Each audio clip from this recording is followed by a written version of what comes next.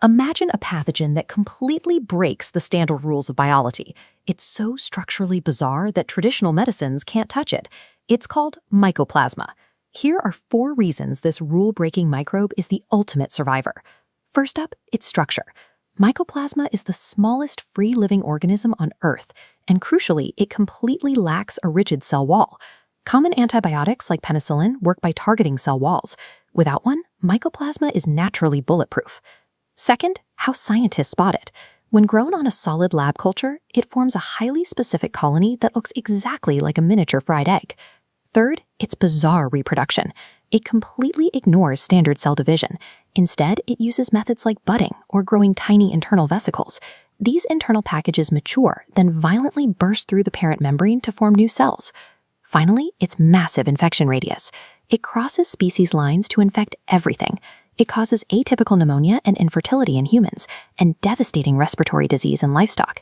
It even ruins agricultural crops by causing deformities known as little leaf disease. Mycoplasma proves that in biology, missing a standard structure like a cell wall isn't a weakness. It's the ultimate evolutionary armor, allowing it to bypass our medicines and infect the entire food chain. Mycoplasma bacteria cause conditions like atypical pneumonia, but what makes this specific bug so stubbornly hard to treat? Normally, doctors rely on frontline antibiotics to quickly clear out lung infections. Take a standard dose of penicillin, sent in to attack a typical respiratory bug. The drug works by targeting and breaking down the bacteria's rigid outer armor, known as the cell wall, causing the invader to rupture and die. But when that exact same penicillin targets the mycoplasma bacteria causing your atypical pneumonia, the drug just harmlessly floats right by, doing 0 damage. Here's why. Mycoplasma is uniquely evolved to survive without a cell wall entirely. It only has a thin inner membrane, leaving the antibiotic with literally no target to attack. Because they lack this rigid wall, these cells are essentially squishy, flexible blobs.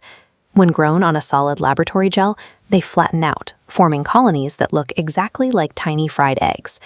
So that stubborn atypical pneumonia we started with, it can only be cured by using different antibiotics that target the cell's internal machinery, bypassing the missing outer wall.